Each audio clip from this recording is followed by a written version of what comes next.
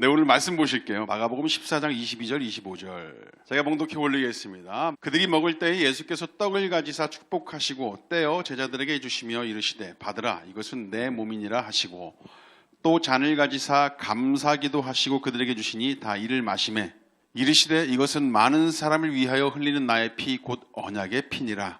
진실로 너희에게 이르노니 내가 포도나무에서 난 것을 하나님 나라에서 새 것으로 마시는 날까지 다시 마시지 아니하리라 하시니라.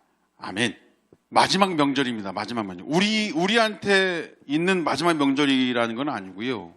예수님께서 제자들과 보낸 마지막 명절이라는 의미입니다. 보통 명절 그러면 여러분들 생각나는 음식이 뭐 있어요? 명절 그러면 전. 또 생각나는 음식 뭐 있어요? 만두, 잡채. 또 뭐 있어요? 떡국 있죠, 떡국. 떡국 있죠. 저도 그래요. 근데 이 음식에 대한 애환이 다 있지 않습니까? 나름대로 스토리가 다 있어요. 전 그러면, 진짜 며칠 전부터 진짜 내가 이러면서 담아놓은 전이 있고, 우리 이진아 전사님 명절 그러면 김밥을 말아요. 김밥에 대한 애환이 있고, 잡채에 대한 애환이 있고, 그렇지 않습니까? 유대인들한테서도 6월절 그러면 음식에 대한 애환이 있습니다. 스토리가 있어요. 6월절 되면 그들이 먹는 음식이 있습니다. 뭘까요? 유대인들이 6월절에 먹는 음식은 일단 어린 양을 잡아요. 성전에 가서 제사를 드려야 되기 때문에 어린 양을 잡으면 1년 된 이 어린 양을 잡으면 그 고기와 함께 누룩 없는 빵과 쓴나물을 함께 먹습니다. 왜 그러냐면 하나님께서 이스라엘 백성들을 출애굽시키실 때 전날 밤에 이스라엘 백성들한테 문설주에 어린 양을 잡아서 피를 발라 들어가셨잖아요. 그날 밤에 피를 발라두지 않은 곳의 장자들은 다 죽었어.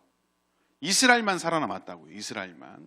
그러니까 어린 양의 피를 발라둠으로 해서 어린 양이 희생됨으로 해서 이스라엘이 살아났어. 그래서 그들이 나올 때 여유가 없이 급하게 나오다 보니까 누룩을 이렇게 부풀리고 발효시킬 만한 여유가 없어요.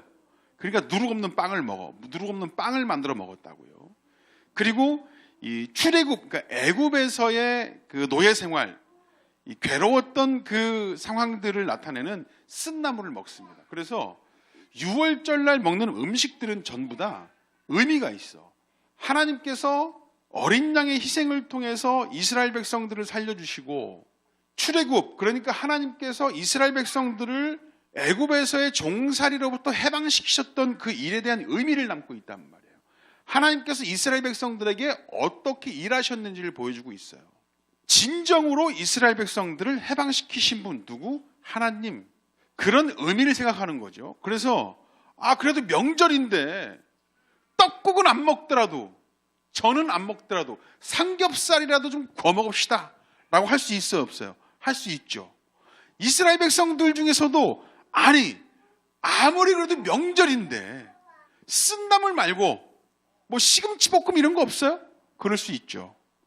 무교병 이거 아무런 맛도 안 나는 누룩 없는 빵 말고 제대로 부풀린 진짜 맛있는 빵 있죠. 그런 거 없어요? 라고 묻는 후대 내 자녀들에게 부모들이, 그 집의 가장이 이렇게 얘기해 주는 거예요. 야, 우리가 이거 왜 먹는 줄 알아? 그러면서 하나님께서 이스라엘 백성들한테 베푸신 은혜에 대해서 이 음식과 함께 설명해 줄 의무가 생긴 거예요. 6월절 식사는 그래요. 적어도 어린 양 그 고기와 무교병과 쓴나물이 적어도 있습니다. 그런데 오늘 말씀에 등장하는 예수님과 제자들의 식사, 이거를 우리가 최후의 만찬이라고 그래요. 마지막 명절. 왜 그러냐면 예수님께서 십자가에 달려 돌아가시기 전에 명절이거든요. 그 마지막 명절에 음식을 먹는데 저 식탁에는 뭐가 있냐면 빵과 포도주가 있어요. 어린 양 고기와 무교병과 쓴나물 이런 게 아니라 떡과 포도주가 있어. 그러면서 예수님께서 이것은 나의 살과 피다 라고 말씀하시는 것이죠. 그게 무슨 의미냐면 이제 내가 6월절날 십자가에 달려 돌아가심으로 너희들을 구원해 줄 것이다. 그러니까 내 살과 피를 받아 마시라. 이것을 먹는 자는 영원히 줄이지 않고 영원히 목마르지 않을 것이다 라고 말씀을 하시는 거예요. 그래서 6월절 마지막 명절에 먹는 음식을 통해서 예수님 자신이 너희를 구원할 구원자다, 메시아다, 그리스도다 라는 사실을 밝혀주고 있는 거죠. 그런데 왜 6월절일까? 이전까지 유대인들이 6월절날 어린 양을 잡아서 쓴나물과 무교병을 먹은 이유는 하나님께서 이스라엘 백성들에게 보이신 일 때문에도 그렇지만 하나님께서 이스라엘 백성들에게 약속하신 내용 때문이기도 해요. 어린 양을 왜 잡습니까? 어린 양의 희생을 통해서 너희들의 죄가 사라질 거야 라는 의미에서 6월절날 어린 양을 잡는 거예요. 이것은 뭘 의미하냐면 너희들을 위해서 뭔가 희생이 돼야 너희들이 살아나는 거야. 이걸 보여주기 위해 그 명절 때마다 어린 양을 잡는 것이거든요. 그러니까 이스라엘 백성들은 6월절 명절을 지킬 때마다, 유대인들이 지킬 때마다 두 가지 의미를 생각합니다. 하나님께서 자신들의 조상들에게 행하신 그 일, 그 하나를 생각하고요. 또 하나는 앞으로 메시아가 오셔서 우리의 죄를 위해서 십자가에 달려 돌아가심으로 한 번에, 단번에 제물 대심으로 우리의 죄를 사해 주실 거야. 이 두 가지를 생각하고 믿는 거예요. 그래서 6월절 명절에 어린 양을 잡고 쓴나물과 무교병을 먹는 것이죠. 그런데 예수님께서 우리의 그리스도 되심을 믿지 않습니까? 성경에서는요, 하나님께서는 6월절 어린 양을 대신해서 예수 그리스도를 세상에 보내셔서 이제 우리를 위해서 죽게 하실 거예요. 그런 의미로 6월절 날에 자신의 살과 피다 그러면서 떡과 포도주를 함께 나누고 있는 겁니다. 자, 그러면 이제 6월절 날 진짜 예수님께서 돌아가셔서 어린 양 대신 진짜 제대로 된 제물로 단번에 그 제사를 완성시키고 우리의 죄를 사해 주시면 이제 6월절을 지킬 필요가 있어요, 없어요? 지킬 필요가 있어요, 없어요? 없어요. 예수님 오시기 전까지는 예수님의 오심을 기다리며 어린 양을 대신 잡았지만 이젠 예수님이 직접 오셔서 어린 양 대신에 진짜로 제물 되셔서 죽으셨으니까 그 제사는 이제 완벽하게 완성이 된 거야. 이제 6월절을 지키지 않아도 돼. 이제 그래서 하나님을 제대로 믿고 예수 그리스도를 내 구주로 믿는 사람들은 6월절을 지키지 않습니다. 근데 유대인들은 아직도 지켜. 그들한테는 아직 그리스도가 오지 않았다고 여기고 있기 때문에 그래요. 근데 우리나라에서도 6월절을 지키는 그런 단체들이 있어요. 모 단체들이 있어. 그런 단체들은 어떤 단체들이야? 이단들이라고 할 수 있죠. 우리와 전혀 다른 단체들. 6월절 지켜야 됩니다. 그러면 돼야 안 돼요? 안 돼요. 왜? 6월절을 지켜야 된다는 것은 아직 그리스도가 오지 않았다는 의미거든. 근데 우리는 오신 그리스도, 그 예수님을 믿잖아요. 6월절에 단번에 제물 대심으로 우리의 죄를 씻어주셨습니다. 내가 그런 사람이야. 내가 그런 자야. 그러시면서 제자들에게 마지막으로 그걸 설명하시고 나중에 6월절 어린 양의 피로 진짜 십자가에 달려 돌아가신다고요.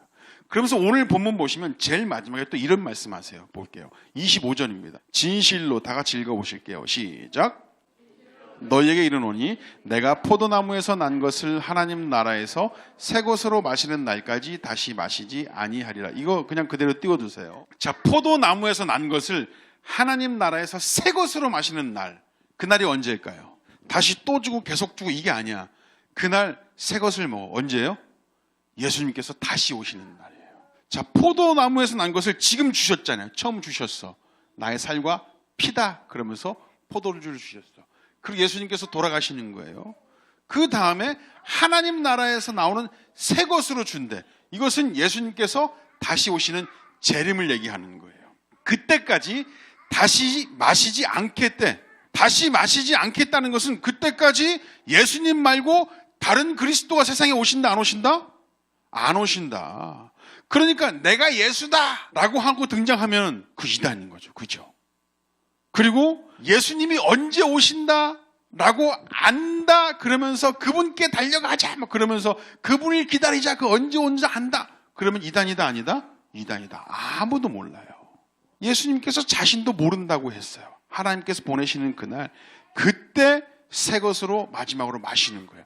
그때 구원이 또 완전히 완성되는 것이죠. 완성. 예수님께서는 분명히 다시 오신다고 했습니다.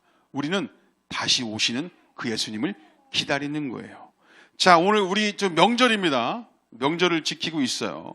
우리 한국인들은 명절날 차례를 지냅니다. 제사를 지내고 그렇습니다. 그런데 우리는 그걸 또 넘어서서 우리는 성도잖아요. 성도니까 예수님께서 완성하신 명절을 지키는 거예요. 그래서 우리는 명절날 또 뭐 해요?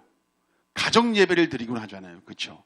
가정 예배를 드리는 분위기가 되면 가정 예배를 드리고, 드리는 분위기가 안 되면 그래도 좀 위축되지만 그래도 이렇게 좀 드리고 싶은 마음으로 좀 이렇게 쭈뼛쭈뼛 하기는 하지만 그렇게 성공하지는 못하더라도 그걸 또 꿈꾸면서 기도하고 준비하고 그래요. 명절은 그렇습니다. 그렇죠?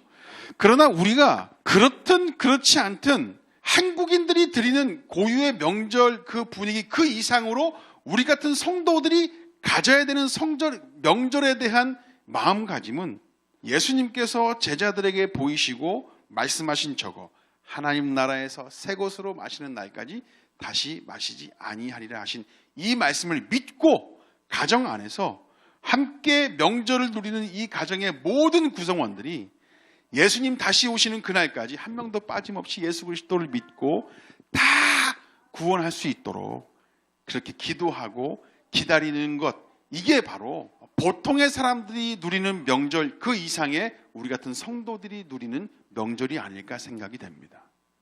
어저께 또는 오늘, 내일 가정 예배를 드릴 수도 있고 그러지 않을 수도 있습니다.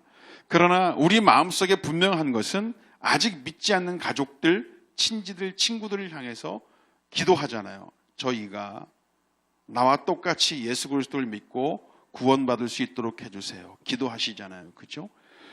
명절날은 하나님께서 더욱더 우리들의 관계를 더 돈독하게 하고 더 사이좋게 해서 우리의 삶을 통해서 우리의 기도가 다시 한번 응답되는 일들이 명절에 더 많이 경험됐으면 좋겠어요.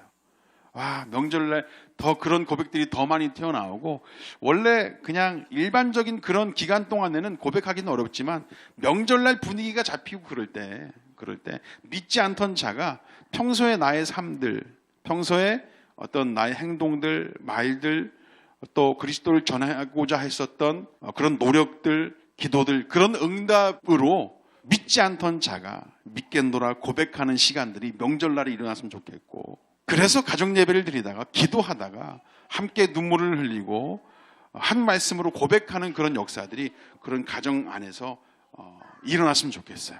하나님께서 분명히 그런 응답들을 주시고 경험들을 하게 해주실 줄 믿습니다. 이번이 아니면 다음 명절, 그 다음 명절, 예수 그리스도가 제자들을 통해서 명절날, 마지막 명절날 예수 그리스도를 통한 구원, 그 복음을 설명하고 경험하게 해주셨듯이 우리 가정 안에서도 한 분도 빠짐없이 다 경험되어지길 원합니다. 기도하겠습니다.